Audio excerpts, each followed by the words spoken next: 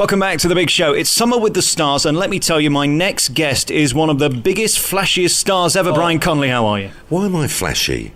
Why did you need to wear a frock to do this interview? Well, no, I'm not. Don't tell them that. They'll get funny thoughts. I'm not. I'm sitting in my trousers. But I am looking forward to playing Edna in Hairspray. So, and I have had fittings, and I have a very large fat suit, which I'm maybe not looking forward to because it is the height of the summer, and I think we're going to go through a huge heat wave now, because as soon as I'm in any theatre in the summer, it was a glorious last summer, I was in Chichester. So for me, yes, I will be hot, but that's an occupational hazard. It's a great part, and it's worth sweating for. How big are your pendulous boobies that they'll make you wearing this? There is a line where I say triple E. No, they are big. I can have my lunch in them and my dinner. I suppose I can have a couple of fans in there, a couple of big fellas going, Brian. No, I can fit all sorts in this thing. So I look like some sumo wrestler. But they are big, and I don't know whether I'll start playing with them. Who knows? You know, they'll give me something to do, I suppose, off stage. You know. We should explain, we're here backstage at the Hairspray, which is home to Hairspray, and it's about the only show they've ever had that's been a success here. Congratulations. Well, it's not my doing. I mean, but it's not to be part of a show that's probably one of the top 5 in the West End. So when they asked me to... I came along purely as a punter with my girls. I've got 2 girls, Amy and Lucy. Lucy's 7, Amy's 12. My wife, I won't tell you her age. But we all came along to watch it. It was a great night. Met Michael afterwards. He introduced his breast to my daughter. He said, would you like to see? Because my daughter went, oh, can I see your breast? Because that's the big talking point. And he said, yes. And then my other daughter, the 7-year-old, went, oh, they're just like my mother's, but much smaller. So, and that's true. So, and then a couple of weeks later, by sheer coincidence, I don't know, but they just rang and said, would I like to come along and audition for it?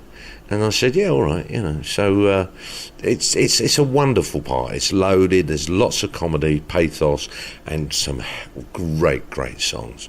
And getting to work with the legend that is Nigel Planer. I get to kiss him quite a few times during the show, which could be fun. I hope he's going to have a shave. I don't want to get, any rashes. It's wonderful. It really is. And the great songs. I mean, anyone that's seen the film, I actually feel that the stage production is better than the film. I think that, and I think they always are, I just think there's, the way it flows and the energy and just everything about it. It was written as a stage production, and I think it should have stayed that way. I think it's brilliant. Michael Ball's a tremendous actor, and he really worked hard to get into this role. He put on about 15 stone. Are you going to do the same? Well, I haven't got long now. I've only got 3 weeks, so I better catch up. My suit, dare I say it, and God bless you, Michael, and I love you, my fat suit is a little bit bigger than Michael's. So he has lost a bit of weight, though, I have tried. I've been trying, and I'm sort of put on a little bit. I've put on about half a stone. But luckily, I've got a big head. Quite literally. So in proportion, it doesn't look too bad. I look good, even if I say so myself. I look like my fat mum, not that she is fat, but I look like my mum if she was fat. So there you go. There's a responsibility. There's the shaving and the waxing. How far are you actually going to go? Well, obviously I have the shave, which I do anyway. No, the chest has to go a little bit, but I'm not that hairy, so that's lucky. So, and they don't wax it, they do just get electric shaver and just away they go. Because I've had photos done, so I have actually worn all the gear. And today is weird, we've been rehearsing some of the dance routines, and I still haven't plucked up the courage to, I'm sort of blocking it through at the moment, but I've got to start wearing my heels, which will be fun. But it's something so different and something that I've never ever done. I mean, I've never ever played a woman. Who knows, from now on, maybe my pantomime days will be ending up as Dame. But I don't think so. I still doesn't sit that right. But it's very much, it's quite obviously a bloke in a frock, in this. The original guy, he talked like that, which I think was even funnier. So I have a deep drone anyway, so that's quite funny. There's lovely moments where the phone rings and they think they're speaking to the father, and it's actually me, Edna, and things like that. So that all works a treat. But great songs, great energy, real young company. I mean, you cannot fail to not stand at the end. I mean, I think they're talking about maybe next year sometime that it will tour. but it's still, you still can't get a ticket here. It's still doing very well, and in this present economic downturn, that's a sort of an achievement, and it's really just telling everyone how great the show is, because it's got to be good for them to spend money at this present stage. I agree, and it is the feel-good show of the West End right now. I've seen it a million times with all different casts, and you never cease to get on your feet at the end of the show. You just have to. It's compulsory. Yeah. Oh, yeah, because of the songs. I mean, it just builds and builds and builds. And we've got a new Tracy, Chloe, who's brilliant. She's 21, has her very first job out of drama school, and a new link. So I think that with the three of us there, and Nigel hasn't been there too long, but we'll really inject some energy, some fresh sort of blood into it. What are you, though? Are you a musical star? Because you've done that before with a Music Man and shows like that. You're a comedian, you're a stand-up, you're a panto man, you're a TV presenter. What are you? I'm an entertainer. I'm someone who does a bit of jack of all trades. I'll keep it...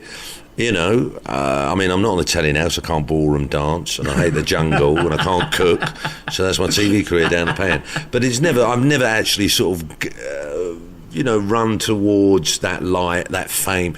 I like my job. I like doing what I do. I like entertaining. I like the escapism of a musical, and I think in the present... where we are in the world, I think there should be things like this that just make people feel good and human, and there is goodness out there, and I always feel that something like a musical should be about a good night for everyone, So, but for me, I enjoy doing it all, but I suppose deep down, I always say I was born to sing, and everything else I learn. People are always quite surprised. They go, I didn't know you could sing. But no, that was, my father's a good opera singer, and I sort of mimicked that. And from that moment on, I would say, though, without a doubt, comedy is the one thing that sort of I really do love. I love making them laugh, and this incorporates all that. I'm dressed as a woman, I'm kissing Nigel, I'm doing these great songs, and loads and loads of comedy. Is there less pressure with this show because there's a lot going on that isn't to do with you? Yeah, I'm not the lead. It's all about Tracy. I play Tracy's mother, and Tracy Turnblad is this young girl that's going to hopefully sort of get onto this show called the Conley Cullen Show, and it's sponsored by Hairspray, and she auditions a bit like an old-fashioned X Factor. It's all set in 1962, and as well as all that, the underlining factor is it's all about segregation of the whites and the blacks in those early 60s in America. So there's quite a deep, important and profound sort of like underlying sort of plot there, So it works on all different levels, as well as high comedy, But I'm not holding the baton. Lovely, that's great. Let someone else have a go. I'll just wander on and get all the laughs. And I think you do with this, because you get to steal the show in certain places, but you don't have to work that hard through it. Certainly compared to Jolson or the Music Man. Yeah, no, it's in a different league. I suppose the only thing that I'll tell you once I'm up and running, because it's still got a little while before I open, only a week or so. But it's the suit. It's where it's all the heels, the wigs. I mean, we're doing it during the summer. There's not a lot of heat can escape. Like normally it would go through your head, but you've got a wig on, big wigs, everything else. I mean, if they gave me a beard, that would just pretty much sort of like be the icing on. And now stick this beard on as well. But no, I'm not that ugly. So I'll have to tell you. If I have to drink a lot of water. But it's not rocket science. It's brilliant. It's a lovely show. And I think I'm going to be elevated to God with my kids, because they love the film. It's either this, or if I was in High School Musical, that would be another one. They'd blow their minds. Well, ironically, this is the same production company put on High School Musical, so who knows? I could be the next Zac Efron, I doubt it, but it's possible. I know. Well, I'm going to play a fat woman. Who knows? Well, the thing is, the kids do love this show because it's a story about a young girl who looks different because she's overweight, and she makes it to the top. And it kind of goes against the High School Musical thing, where they're all good looking and great, aren't they? This is really the reverse of that. Absolutely. And with the whole black thing, and it's really about accepting people for what they are, who they are inside, not just taking them on face value, and that's what the show's saying, that, hey, you may be fat, but, we still all love you. You're still, and you may be black. It's very, very quite a deep plot, and I love it for that. You've been touring many years by yourself in your dressing room, just doing the one-man show, which is just tremendous. What's it like having gorgeous dancers getting changed in front of you? It's the perks, love. I say let them look. You know, I don't care. You know what I mean? No, that's what it is. You know, I've grown up surrounded by dancers. I mean, the funny thing, I mean, these days, like when I was in Chitty in the West End, when I was in music, me and my girl, like back in '91, people would come and go. Now, if anyone gets in a show, they stay there right to the end because they're few and far between, and there's so many people gunning for it now. You know, I think they had an open audition for dancers on this, and about 700 girls turned up, you know? Yeah, so there's a lot of people out there. I suppose with the success of X Factor and Britain's Got Talent and that, they all see it sort of as something that they can do, you know, and let's do it. You know, I'm lucky that I came in at a different angle through the comedy, had my own act before I ever got into this. And in a way, that's very sweet because I'm not totally relying on it, you know. It's not the end of the world if I don't do another musical. I go back and do the act, you know, or cruises or corporate or things like that. It's interesting because when Harvey created this role, it wasn't the best sung role on Broadway. No. You need a personality. Yes, big. He's very big. I mean, he lives in Harvey. I mean, he's fat, keep feeding. And he sounds as if he's going to cough and it's all nothing going to come out. And I'll tell you something that I knew about, I found out about him, that he'd done it for 2 years on Broadway, obviously originator of it, never took a day off, even when he was given allocated time, allocated, whatever the right word, time to have off. You know, you've got a week off. No. He stayed on. And it amazes me because when he's singing these songs, and when you hear it now, it just seems as if he's going to cough and it's just all going to go. But he ploughed on, you know, and he originated it. So people say, you've got such a low voice, you know, do you think you'll be able to do it? And I go, no. You listen to the original.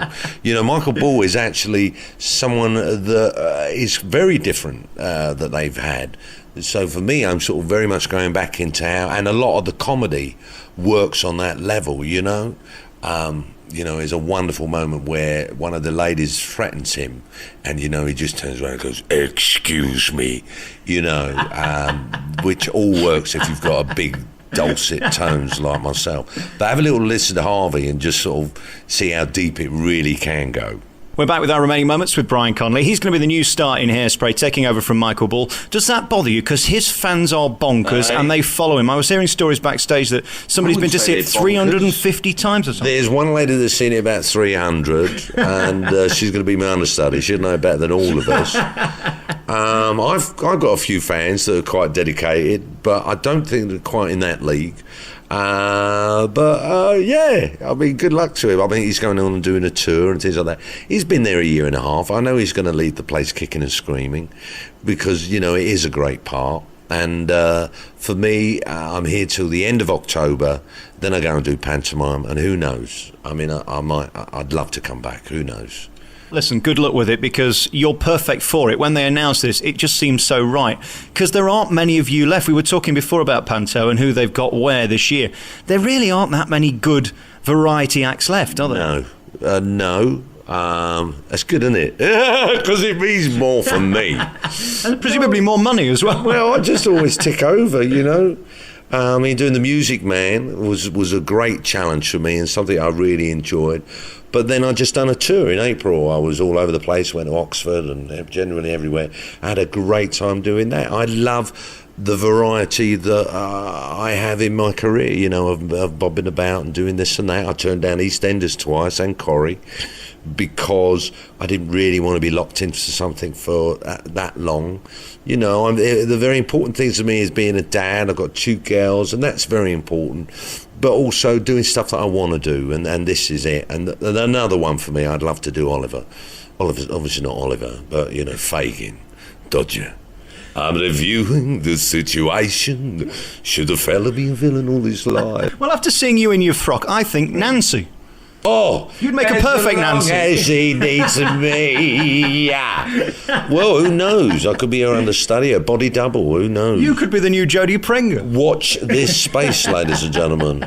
Congratulations on being you. I love seeing you live, and especially when you're off script. I don't think something like EastEnders would work for you necessarily, because it's quite serious and boring a lot of the time, let's face it. And you're best when you're being funny, and this allows you to do it. Panto certainly allows you to do it. Yeah. And of course, those old TV shows, which I always talk to you about, that DVD is legendary. If you can get it on Amazon or eBay, it will make you laugh within seconds. You go on eBay, I think it's only a couple of quid, so there you go, go for it. But I've had a great career. I've just done this tour called The Best of Brian Conley, and we use a huge video screen, played loads of clips and me talking about, and that's what I was going to do later on this year, but of course Hairspray come about, so I ended up doing this, but that might happen next year sometime, so who knows where it goes. That's where I've enjoyed my career and enjoyed the fact that it's not all mapped out, and just go with the flow and see where I end up. Well, congratulations on being you. You're a one-off. You're so rare and so good at what you do. And it's so nice to see somebody who's confident on stage. You feel like nothing could go wrong. And you need that in a theatre, don't you? Yeah, but it's all front, let me tell you.